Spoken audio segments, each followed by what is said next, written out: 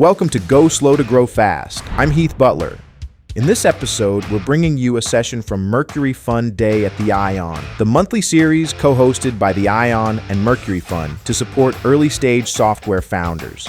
We talk about building the future of agentic commerce, moderated by Blair Garrou of Mercury Fund, with panelists Matt Bouchner of Satsuma.ai, Coert Voorhees of LISNR, and Aileen Allen of Mercury Fund. Together, they share how we're entering the next paradigm shift in commerce, agentic commerce, where software agents act as economic actors, and how we can adapt, build, and win in this new landscape. Let's get started. This episode is brought to you in part by Bank of America. Houston is a key market for Bank of America, and they are deeply embedded in the community. As the fourth largest city in the U.S., Houston serves as a major hub for technology and innovation, and that's a priority for B of A. They have long-standing roots in the region and have supported the Houston market for decades. Their commitment to the local economy is unwavering, and they proudly invest in community initiatives, such as serving as a lead sponsor for the Greater Houston Partnership. They actively support efforts to attract and retain top talent and companies, particularly in the tech sector. They are excited to help shape the future alongside Houston's entrepreneurs and visionaries. And through the regional technology banking team, which are experts in technology business models, they focus on building long-term relationships with companies and founders at every stage of their journey, from early growth to IPO and beyond. So if you're a tech company or looking to build a team or your company in Houston, B of A may be for you.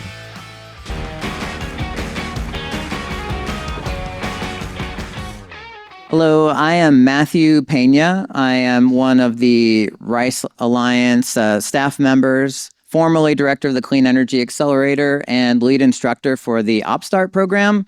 If you see any Norwegians walking around this building the next 4 weeks, they are my students. Please introduce yourself to them. But I just wanted to say welcome to the ION.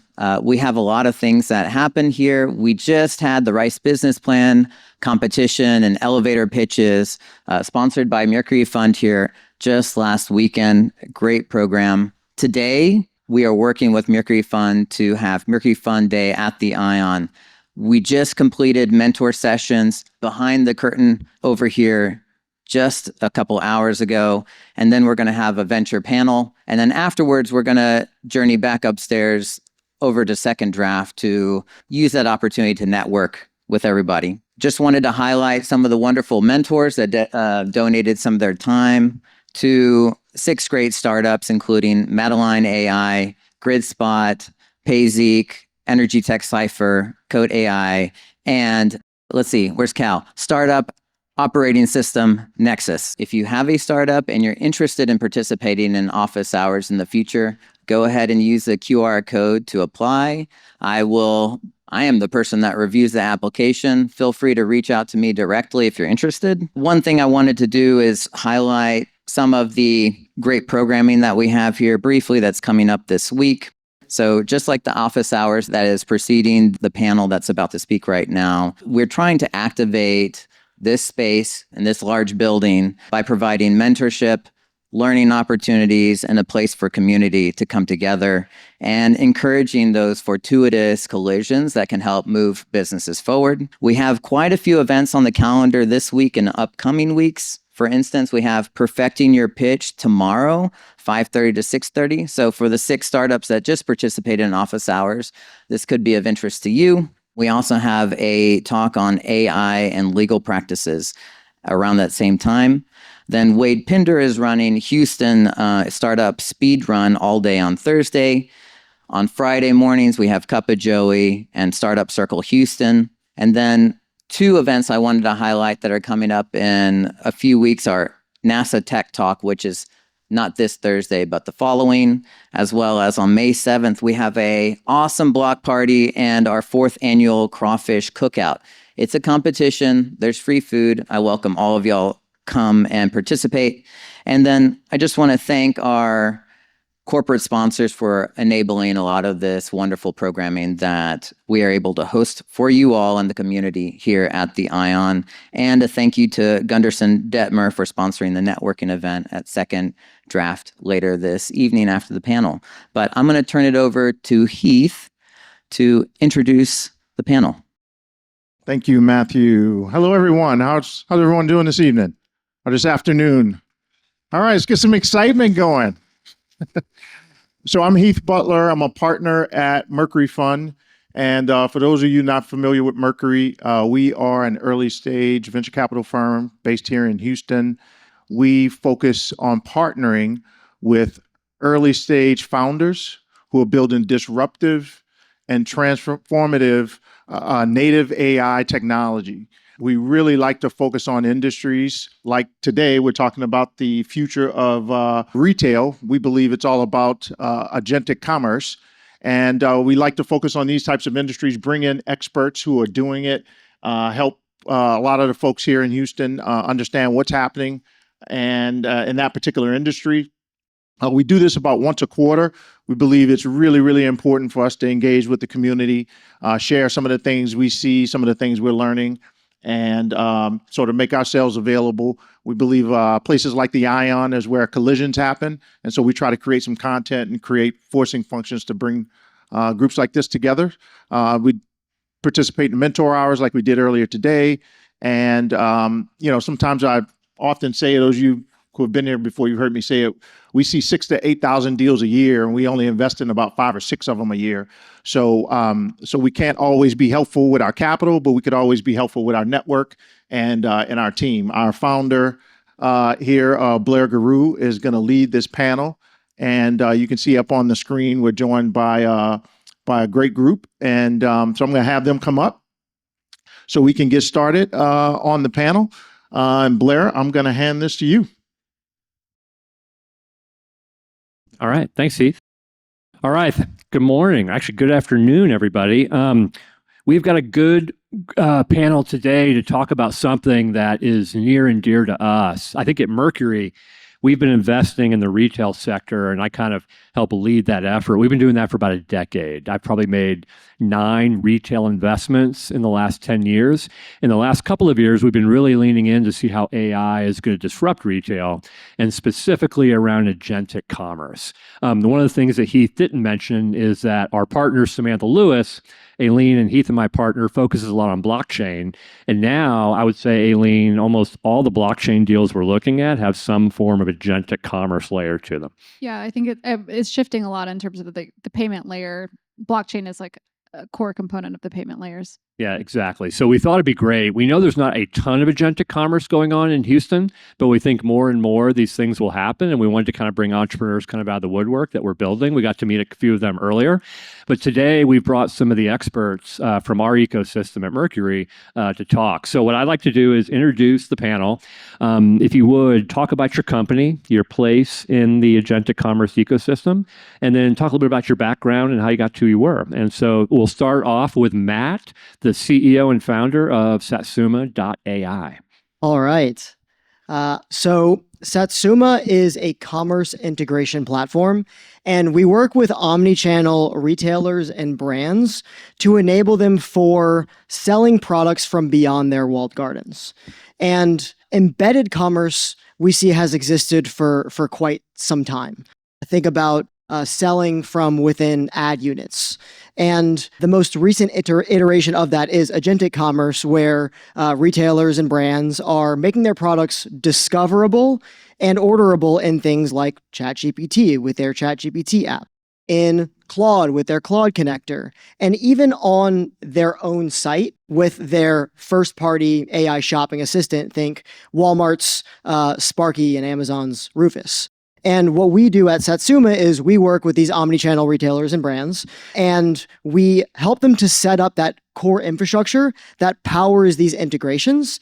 And then we give them plugins so that they can launch these integrations without additional integration work. So it's a build once, launch everywhere approach for the customers that we work with. And maybe a little bit about your background, like how you got there. I started the company in college, and it started off as a platform to find you the best deal on food nearby. And the core problem that we were solving with that was we needed to get real-time inventory from stores. And when we looked for an API for the ability to pull product inventory from grocery stores, from restaurants, that didn't exist. And we had to do 5 years ago what agents are currently trying to do, which is going to sites and trying to scrape them, trying to do browser automations on those sites.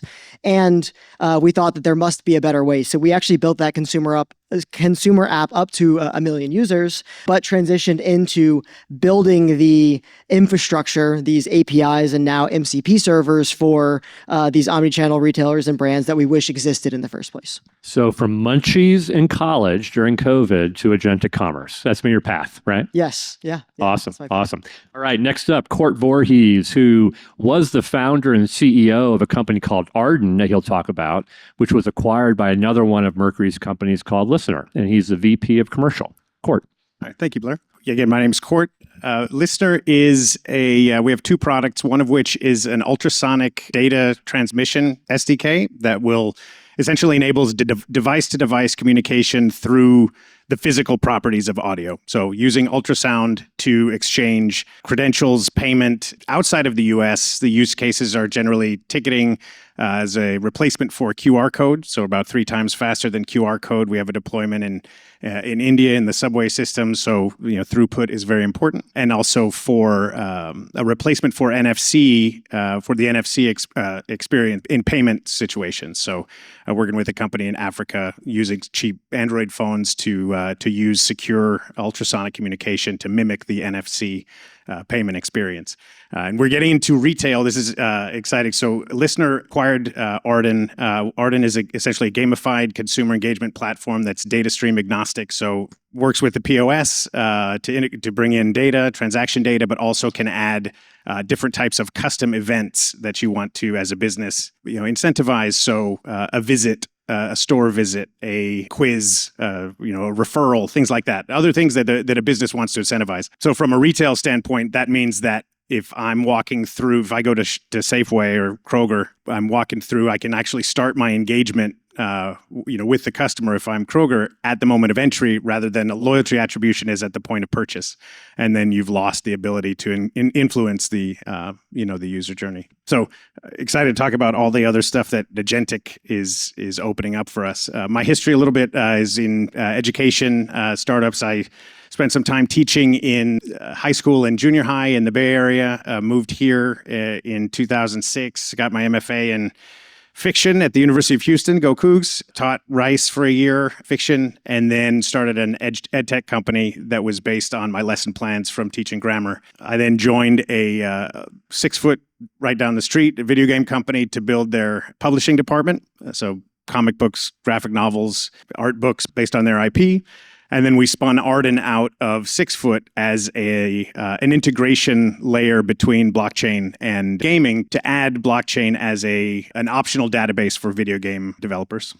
And now I'm here. So if you haven't met Coert before, he's easily one of the most interesting people I know. Also an accomplished YA author. How many books have you published? 4. 4. I've read 3 of them. My daughter said, please stop reading what we're reading. So I stopped. I didn't read the 4th. Okay. But thanks for being here. And last but not least, Aileen Allen, who was recently promoted to full-time partner at Mercury. So congratulations, Aileen, for that. Thank you. Right. And Aileen started as a venture advisor and then was a venture partner, working part-time at first and then full-time. So she's just been an amazing addition to the team. And she's been focusing on agentic commerce, I would say, for the last 6 or 12 months with a number of interesting companies. But Aileen. Thanks. Excited to be here. So unlike these two incredible gentlemen, I've never been a founder, but I've always been one of the ones helping the founders get stuff done. I've been with Mercury for 2 years. Prior to that, I spent the last 15 plus years working for B2B software companies in San Francisco and in Austin on the go-to-market side. So everything related to marketing and growth and some inside sales functions. I'm really just figuring out how do we help this business grow and drive revenue. So when I came into Mercury, I thought I'd be doing a lot around the types of industries that I was operating in. So primarily developer tools, infrastructure, maybe a little bit in security. But I joined Mercury 2 years ago. So that was early 2024. And the world of dev tools has completely shifted. And what are dev tools? So I quickly pivoted into what I would consider agentic commerce. And the reason and the why behind that is I've just been fascinated by buying behaviors. Anybody who was in and has been in marketing or sales, that's kind of core to what we need to understand is how do we take this product to market, and what is the user and buyer behavior that gets them to a yes or gets them to a purchase.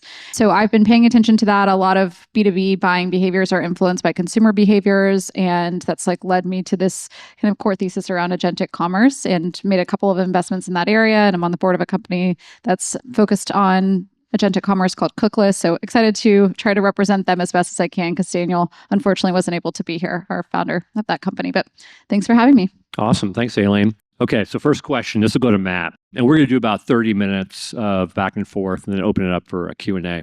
Okay, so really for all of you, but Matt started off, it seems like we're in the first wave or early innings of agentic commerce, where infrastructure is being built and being laid for all of us. Talk about your conversations with customers over the last 2 years, how customers, especially enterprise customers, have matured in their thinking, and where you think we are from an agentic commerce maturity perspective. Sure. So our customers are large retail and brands that have presences in store, online, buy online, pick up in store, mobile, web. And those customers care a lot about their brand, and they also care a lot about not being commoditized. So if you are a larger brand, you don't want your products, the products that you're selling, to be compared like for like with other companies. And 2 years ago, it was like the standard for you to just not welcome any third-party bots to your site. You have your bot protection company set up, bot equals bad. And as AI has started to progress, now bot equals customer. And these companies are now thinking, okay, how can I make my products discoverable, but still protect my brand?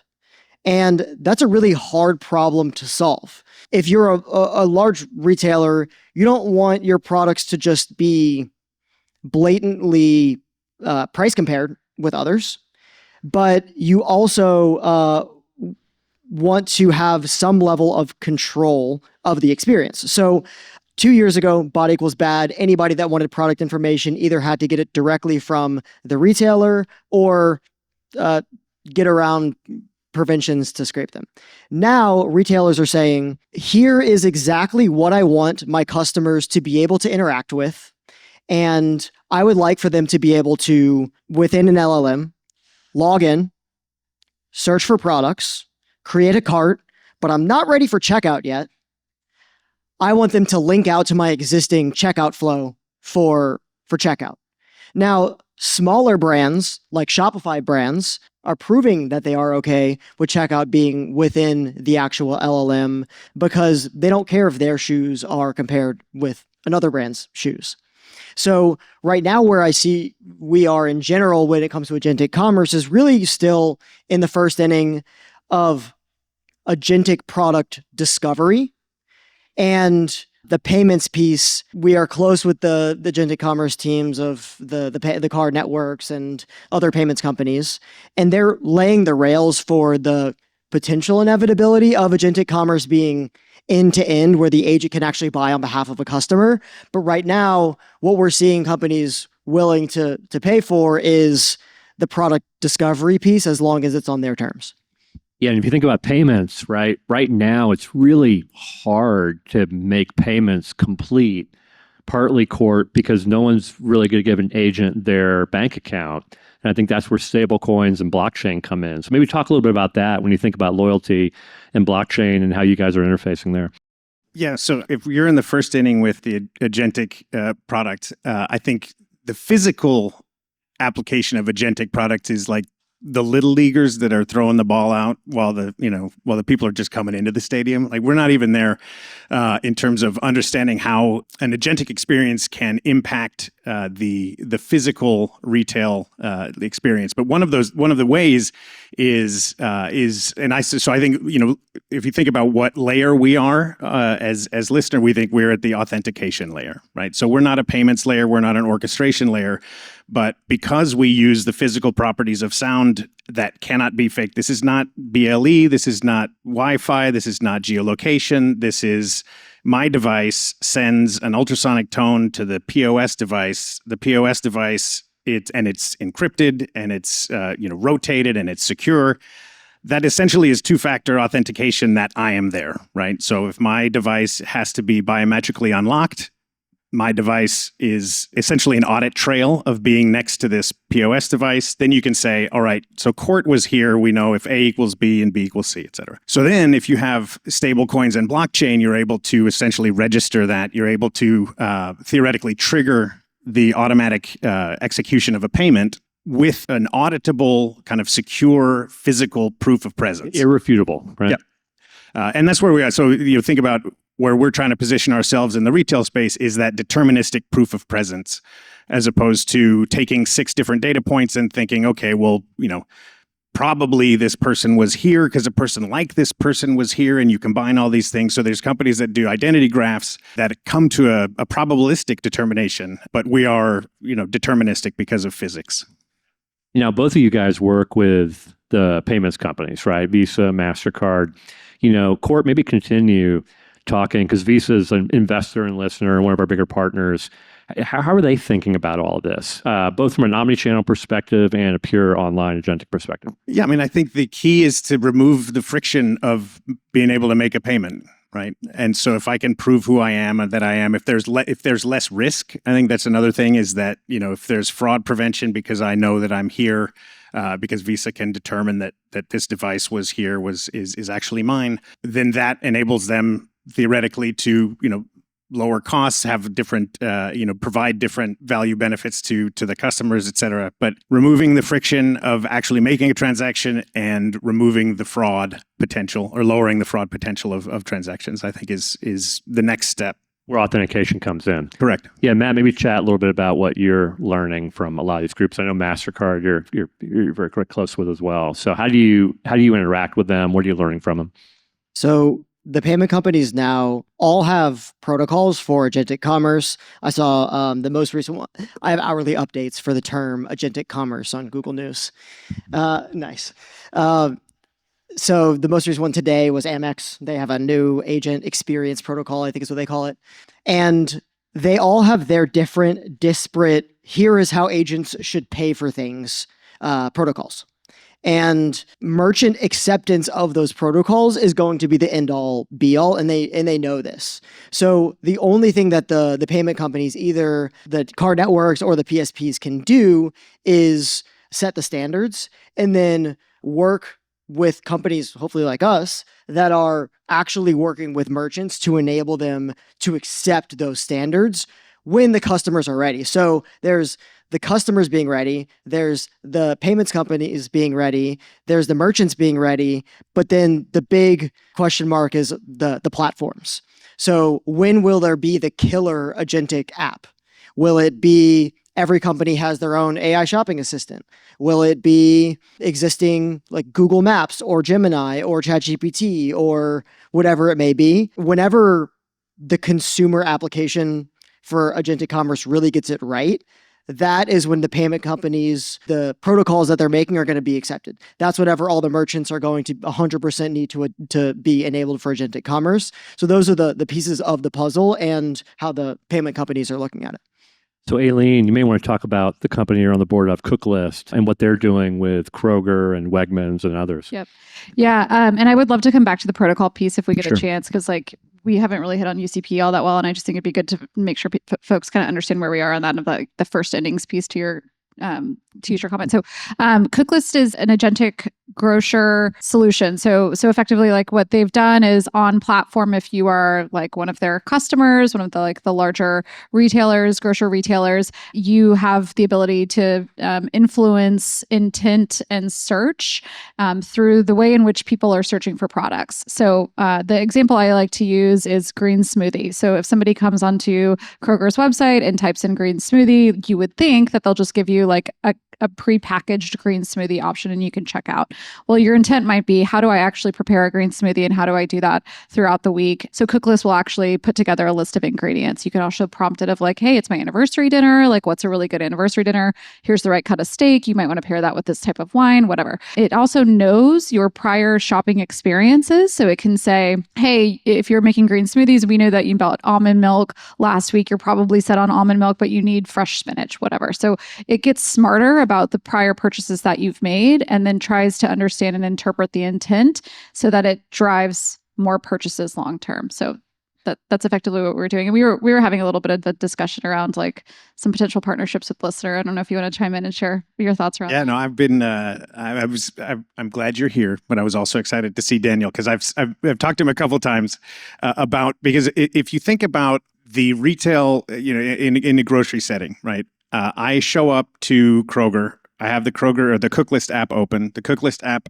now has the LISNR Radius SDK in there. So now when I walk into Kroger, it says, hey, Coert, welcome to Kroger.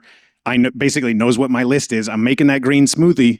And then I go into the green smoothie, or the, let's call it the almond milk aisle. And so one thing that I wanted to point out is LISNR is using existing speakers and microphones, right? So there's a speaker coming out of the end cap at a Kroger.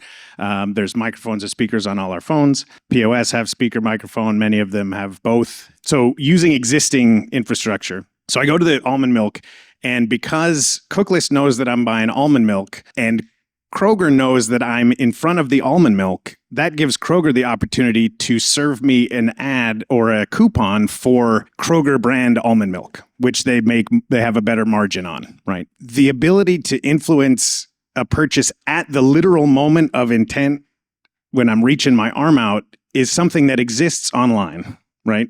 You get an ad, oh, here's a thing, you get a coupon and click, and then it's done. We're trying to bring that to the physical space. And so having an understanding of what it is that you want, having an understanding of where you are, we can then use that, deterministic proof of presence to influence that, and then provide an opportunity for Kroger to make some more money on their products. Hey, Coert, for you and Matt, I mean, because I've sensed this, do you think retailers are almost trying to slow down any adoption so that they can have omnichannel be a part of it, where it's not just going to be e-commerce and they drag omnichannel along? Or do you think it's just going to naturally kind of happen and it's be one piece after another, like most technological adoptions? For specifically grocery and like mass merch retail, in-store is always going to be the vast majority of their revenue. It's 70-80% of their revenue.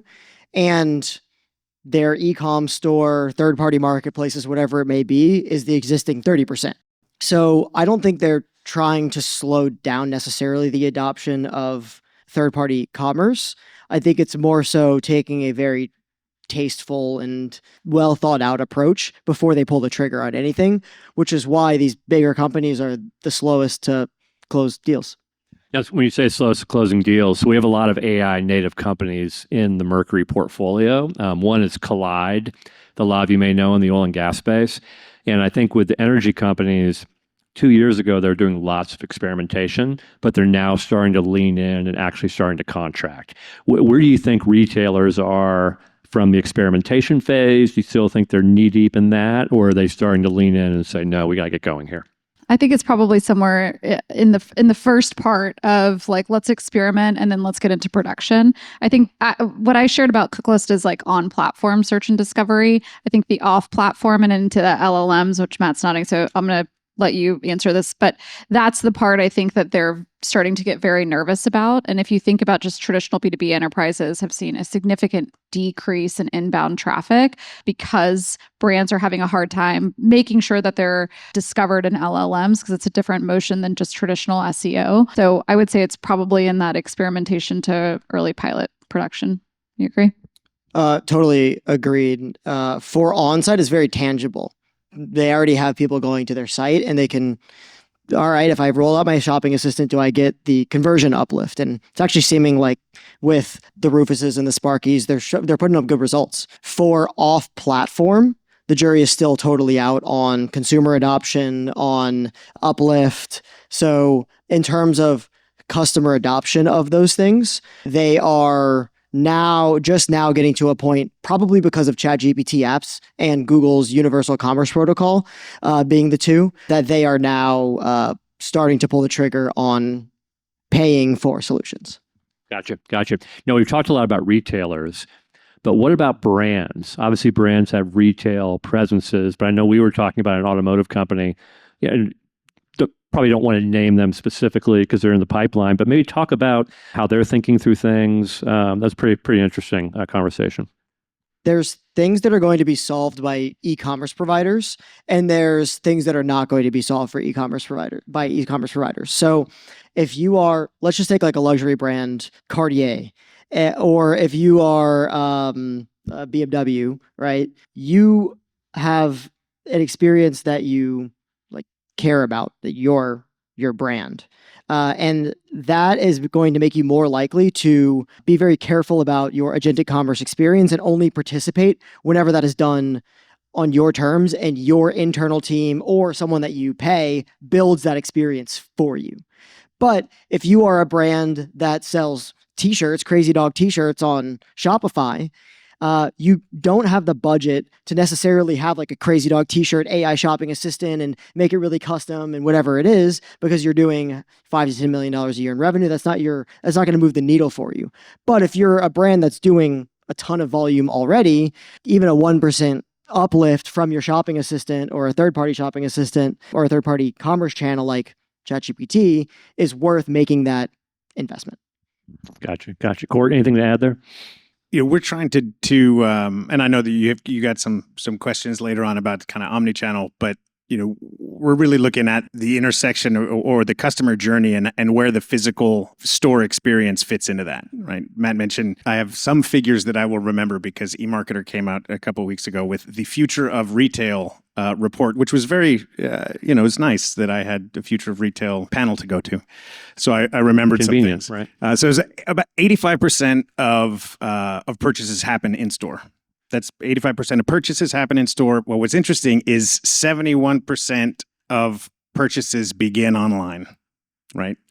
So people do research, and that's where I think, from a brand standpoint, it's really interesting because if a brand is trying to drive a purchase, they don't necessarily, unless you go to their branded store like a Cartier or BMW, you don't necessarily have full control of that loop, right? So if I go to a Macy's and I'm trying to buy a Cartier, I don't know if you can buy Cartiers at Macy's, but let's pretend you can.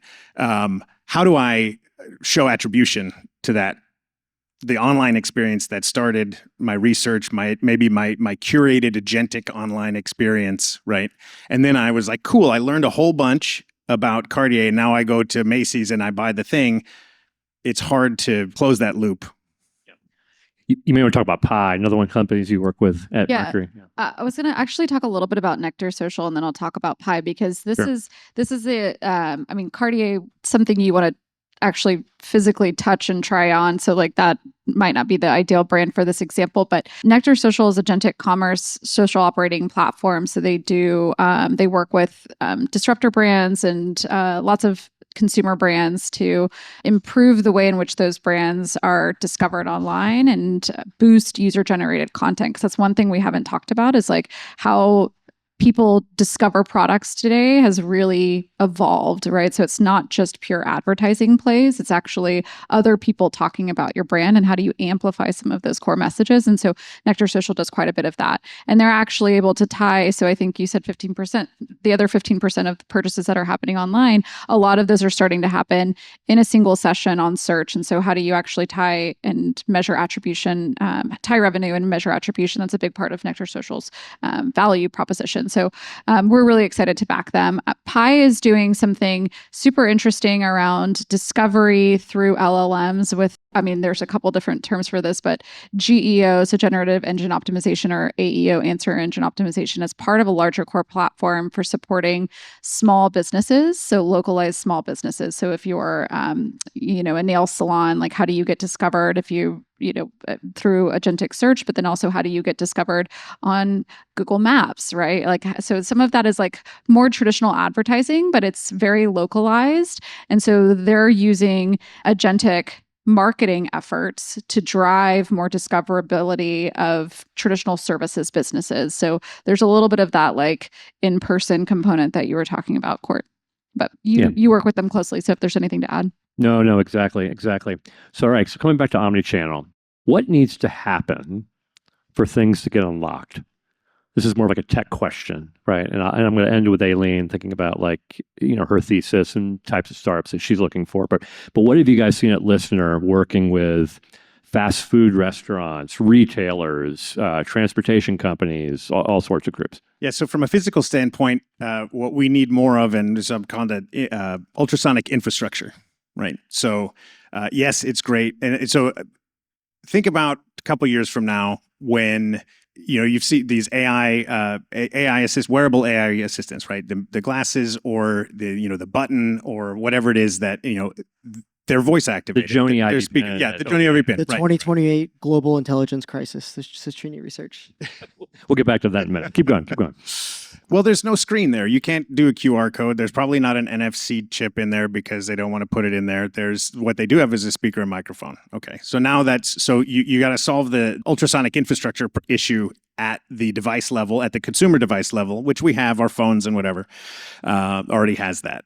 But then as a merchant, making sure that the speakers that are above the store are playing the the tone, that you have the particular, basically the ability to send whatever tones, engagement tones, payment, et cetera, throughout the store. We're trying to partner with as many hardware device manufacturers as we can in order to get that at the chip level, right? In India, we're working with a company that's putting it on the firmware, right? There's the closer we can get to the device itself, the easier it is then to just enable experiences that take advantage of that. So from an omni-channel standpoint, I'm doing my research at home, right? I want to go, let's say I'm not even doing my research at home. Let's say I'm going for a walk and I look down and I have my shoes, or I need new running shoes. I happen to be near Rice Village. So I say to my assistant, I need new running shoes. I'm near, where am I close to? Oh, great, you're close to Fleet Feet. Okay. So where's Fleet Feet? It's telling me where Fleet Feet is. And it says, it knows what size I am. And I say, okay, I want the same shoe that I bought before. Great. It's in stock at Fleet Feet. Well, now I walk into Fleet Feet. Now Fleet Feet should know when I am. Is, hey, welcome back to Fleet Feet, Coert. Here's the shoes that you just asked about. Right. So my agent is now talking to, the Fleet Feet infrastructure. And before I know it, I'm walking out with shoes that I've done all the research. But that only works if the inventory has been orchestrated, right? All of that stuff. If there's physical infrastructure in the Fleet Feet to hear my tone, if the button has the microphone on it. So there are a lot of steps that are out of our control currently at that point. But I think once you see the infrastructure start to grow, that will unlock really amazing experiences that will be, again, effortless. That's a pretty effortless way for me to spend $120 on a pair of shoes, is I happen to just walk into Fleet Feet after doing my research. Right. And this is like, Tom Cruise Minority Report that we all saw a decade ago, but like we're actually pretty close. But that's the key. So the key with that is, Minority Report, the first time he walks through the gap, it says Mr. Johnson or whatever his name is. The second time he's got Mr. Yakamoto's eyes because he's trying to evade the police. And the gap says, welcome back, Mr. Yakamoto. Here's what you need. And nobody wants Mr. Yakamoto's deals except for Mr. Yakamoto. That's the whole point of personalization when you walk through, and you need to make sure that the service that you're given as a customer is what you want, not just kind of a random, anyway, sorry. That's a softball for you. I feel very strongly about Mr. Yakamoto's custom offers. So before we leave, obviously LISNR does inaudible tones, so they have something to gain. But do you think it's really going to move from text to audio? Is that the route? I mean, again, none of us know yet because it'll take probably 12, 24 months for something to manifest. I think there's privacy concerns, right? And so with LISNR, we're not listening to... name notwithstanding, we're not listening to audible tones or audible frequencies. So, when you say, hey, Alexa, it wakes up Alexa. And then, then Alexa hears what you want to say. With LISNR, we have a little header at the beginning of our tone that essentially wakes up the 16.5 to 20 kilohertz frequencies. So there's the perception of privacy invasion that is actually not the truth. So there's some education that has to be done. It's hard to say, like Google Glasses didn't work. Are the Meta Ray-Bans going to work where Google Glass didn't? I don't know. If we could provide a good experience, an enhanced shopping experience or user experience, yes. The answer is yes. If it feels cobbled on, if it feels like a way for us to just extract a little more money out of the process or to say, here's tech for tech's sake, that's why I think like with blockchain, it's so hard to have, you get stuck in talking about the technology and you don't talk about the actual experience and how it improves the customer experience. And with AI, I hope we don't get stuck into that, like, agentic commerce. Let's talk about what that enables as an experience, as opposed to here's a technical thing that smart people are doing. Then it will not have adoption, I don't think, No, it was interesting as you talked before when you were chatting about the Minority Report experience, but there's this whole thing about merchandising, right? And so a lot of people will say, hey, we aren't there yet because we don't have the technology to know if something is in stock or not. And so these foundational levels, I mean, that's something that you guys are working on to really solve, Matt. So you may want to talk about that, because I think once that becomes more ubiquitous, everything else can kind of go from there. Because if it's not in stock, it's a bad experience, people stop right there, dead in the water. Yep. If you try right now, you go to an LLM of your choosing and you pick a retailer and then you pick a product at that retailer and you go on the LLM and you say, is this product in stock at this retailer at this location? You are not going to be able to find if that product is in stock at that location. SKU level by store inventory is not available in LLMs. And there are a couple of reasons for that. Mainly that they want the control before they are displaying that inventory. But that is the layer that needs to be solved in addition to the things that the folks at LISNR are solving. Gotcha. Now, before we open up for Q&A, one last question. So, Aileen, when you think about how far out or how far in agentic commerce is, what are the types of technologies that you're interested in, the types of startups for people who are building? Hey, what should they be thinking about building as far as what we're interested in, what you're interested in at Mercury? Yeah, so I think about it in terms of the funnel. So the discovery phase at the top, and within discovery comes data, which is everything that Matt was just talking about, and making sure like that the data layer is intact, it's accurate. So that's one piece that like I think quite a bit about. Then there's the decide part of the funnel, like when somebody makes the decision to purchase, well, the agent's now going to be making that decision to purchase. So some of that can be influenced by blockchain, which gets into the bottom part, which is the transaction layer, the actual buy. So if I think about it in terms of discovery, decide, buy, like I think blockchain can probably play into the bottom two, in particular with smart contracts. So I can set some parameters around the size of shoes that I wear, how much I'm willing to spend on them, et cetera. So I think there's quite a bit across that entire funnel that I'm paying attention to. And so there's not like one super sweet spot that I'm like digging into. I'm really trying to look at it holistically because it's still so early. Matt gave an example about like prompting ChatGPT. I don't know. I mean, just kind of out of curiosity, show of hands, has anyone tried to buy anything on ChatGPT? A person, 2 people, 3 people. Okay. I'm going to guess like your experience is probably similar to mine. It was bad. Like it wouldn't even give me links the first time I prompted it. I was like, okay, try again with actual links to these products, right? So we're so early. So I'm looking at it across that entire funnel. Okay, great. So let's open it up to Q&A for the last 20 minutes. So we'll start here in the front. So when you talk about omni-channel approaches to retail storefronts, I envision multiple sidewalks approaching the front door of a store. But if you look at a sidewalk, there are distinct boundaries every step of the way. The authorization authentication boundaries are, in my opinion, straightforward to solve. So what's the primary pushback from retailers? Is it control of the data within each silo in the approach to the purchase? Is that what they're primarily concerned about? Or are they honestly concerned that the agent enacting the process has agency to do it, legal agency to do it? What's their main concern?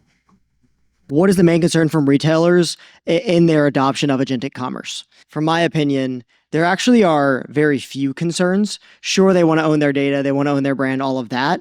But the main pushback they are giving at this point is, okay, show me where the demand is coming from. Oh, really? Wow. So they don't necessarily see multi-channel as a viable pathway to their front door. They see web, they see mobile, they see marketplaces, but there still is a big question mark on everything else. I wanted to see why OpenAI pulled out of the commerce vector there. So I was kind of curious what your take on that was. I know obscurely a lot about this. Sorry to steal the answers. So OpenAI has a platform for checkout that they rolled out in the later half of last year called ACP, the Agentic Commerce Protocol.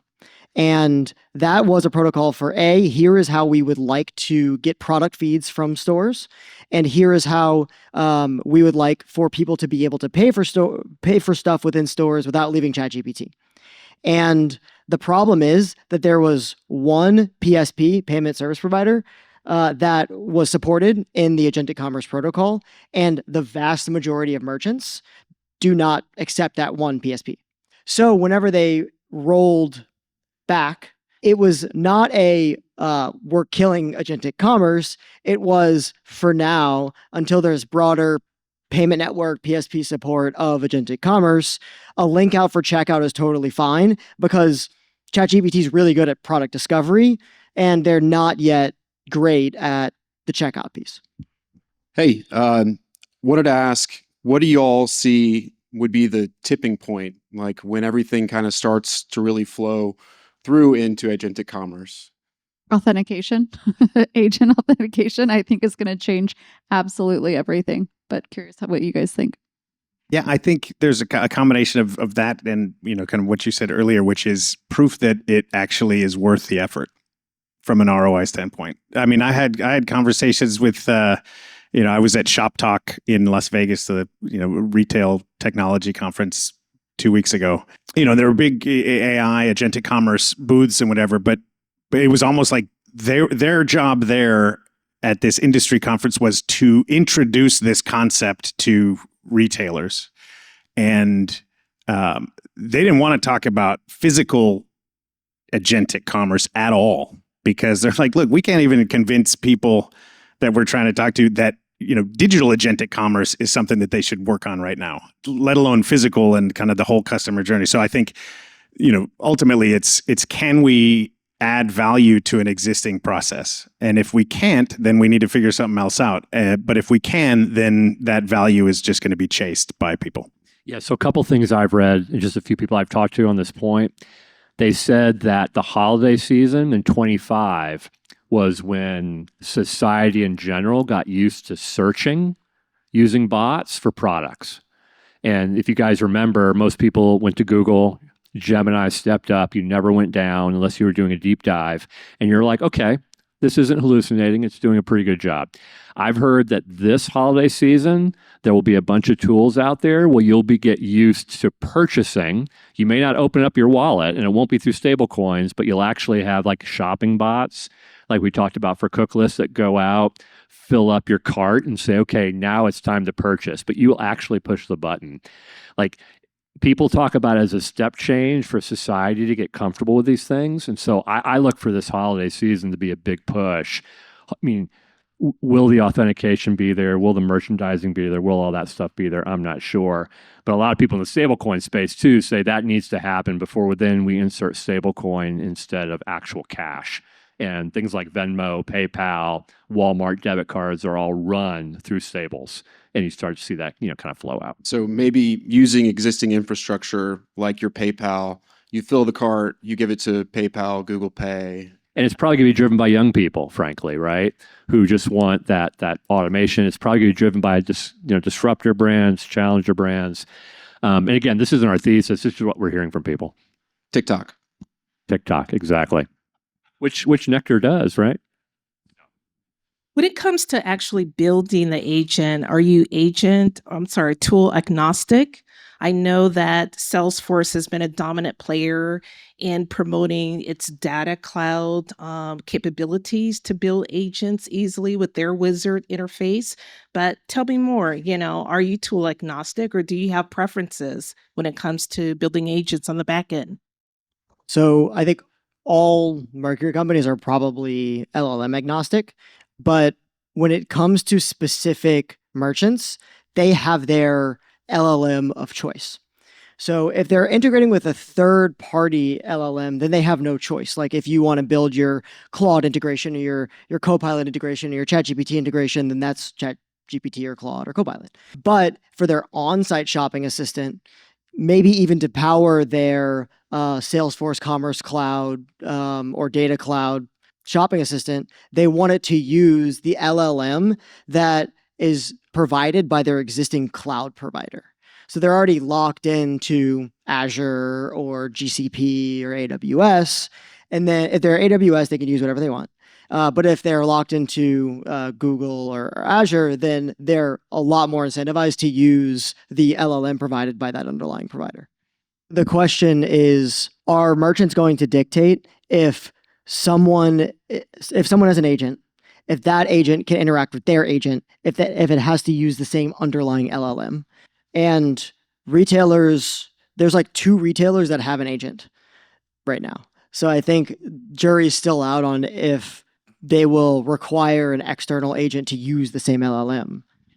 Isn't that where MCP should lean in and should kind of take a place, right? Agnostic protocol would normally buffer the transaction between the two. Yeah. That's why you're saying that, a Series, a Radio Shack, whatever, says, hey, you can file for a site with a particular agent, but your agent has to be driven by Anthropic. That's down the majority of their customers. And that's where things like WebMCP we're really excited about. There's a standard out there that may or may not get accepted called WebMCP. Okay, so MCP is basically how LLMs call APIs. And if you don't know what an API is, we can talk after this. So MCP is just a standard protocol for how agents understand the information and actions it can take on a site. What can I do? It takes an API call and it translates it into a tool, and then there's a description of the tool, and there's also MCP UI, which is what does that tool look like in an LLM context. So that is what MCP is. We think that every merchant is going to have their own MCP server. We also think they're all going to have their own MCP app, and that MCP app is going to power their on-site shopping assistants, as well as cross-platform power their third-party commerce integrations. But WebMCP is a new protocol which we think is going to get widely adopted by the LLMs. It's a joint protocol by Microsoft and Google, where every company would say, instead of a robots.txt, this is a not LLMs.txt, this is our WebMCP. Here is how you auth into it. Here are the tools that we have defined for our site and the actions that you can take, and all the way to checkout. So that is something we're really excited about. Seems like trust is a major component for these merchants in terms of, handing over data to these LLMs, for example. So do you see the problem as being how the data is being labeled and not only authentication itself? That's part of the, reason it's moving at a little bit of slower pace before merchants are able to say, okay, your AI agent can talk to my AI agent because I'm satisfied with how my AI agent has labeled the data. I can only talk about physical trust, like trust that I am now the person who is actually executing this. And yes, that's a huge, and that's where it gets to fraud and the, charging different credit card rates depending on the type of transaction that you're doing, whether it's a card on file or it's a card not on file, right? A card on file or card present, right? So you have your card on file is I'm going to, I'm at the Shell station and I check in and I pay with my credit card that's attached to the Shell card, to the Shell app, right? But I'm not actually presenting the card. That's actually a higher risk transaction for the merchant, and so the fees that the merchant charged is higher than that.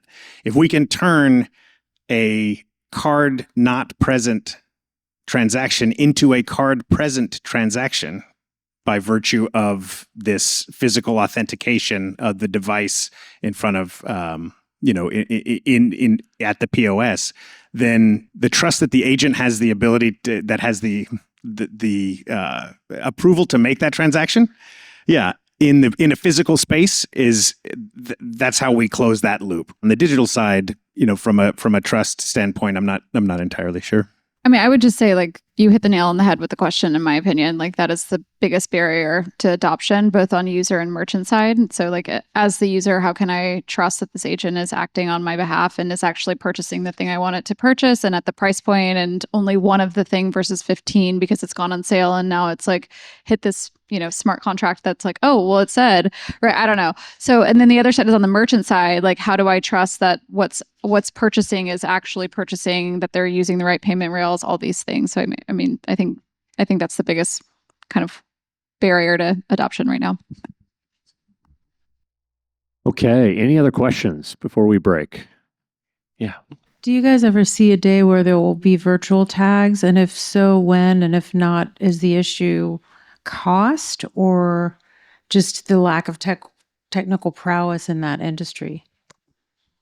Virtual tags like on clothing or product? On everything. On everything? I filed a patent around that in 2017, like the future of shopping is just starting to come into reality now. So that was 9 years ago, but that gives you an idea. You guys know how slow the industry, evolves. If I'm understanding the question correctly, you need a way to perceive the virtual tag. Is it a whether it's like an AR solution, like a augmented reality where you see a tag and that change. I do think that we're seeing right now, and this is actually where I think AI agents can help. Right, is we're seeing variable pricing, dynamic pricing. Right, I go into the grocery store, and so I might be able to buy something here, and it's going to, depending on who I am, it may charge me more, it might charge me less.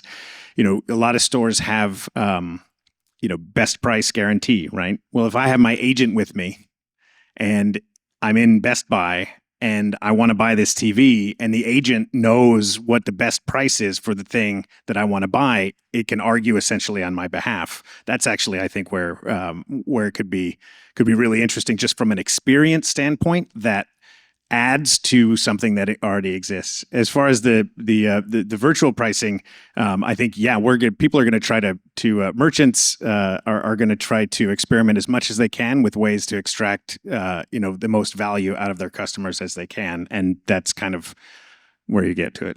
Yeah, we saw some deals during the era of VR and AR that were essentially trying to do exactly just that, but VR and AR, I don't know if you saw, like Meta played a big role here, and they have completely disbanded their group. They're focused now just on the Ray-Ban glasses, which are, pretty cool. Heath, has some up there. A couple other people. Matt, I think you've got some on. And so I think everyone's waiting for that adoption to happen and allow it to roll out. But I'm not an expert on the tagging side, but I've seen those apps, for what things are. Are we done?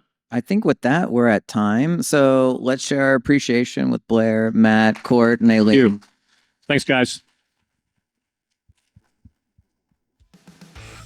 This episode is brought to you in part by Bank of America. Houston is a key market for Bank of America, and they are deeply embedded in the community. As the fourth largest city in the U.S., Houston serves as a major hub for technology and innovation, and that's a priority for B of A. They have long-standing roots in the region and have supported the Houston market for decades. Their commitment to the local economy is unwavering, and they proudly invest in community initiatives, such as serving as a lead sponsor for the Greater Houston Partnership. They actively support efforts to attract and retain top talent and companies, particularly in the tech sector. They are excited to help shape the future alongside Houston's entrepreneurs and visionaries. And through the regional technology banking team, which are experts in technology business models, they focus on building long-term relationships with companies and founders at every stage of their journey, from early growth to IPO and beyond. So if you're a tech company or looking to build a team or your company in Houston, B of A may be for you. I would like to thank our sponsor, Gunderson Dettmer, the preeminent international law firm with an exclusive focus on the innovation economy. With over 400 attorneys across 12 offices worldwide, Gunderson Dettmer serves pioneering startups throughout their business lifecycle, as well as market-leading venture capital and growth equity investors. For more information about Gunderson, please visit their website at www.gunder.com. That's a wrap for today's episode of Go Slow to Grow Fast. If you enjoyed the conversation, please subscribe to the podcast and be sure to like and share wherever you listen to podcasts and leave us a review. Until the next time, keep leveraging mindfulness in your journey to go slow to grow fast.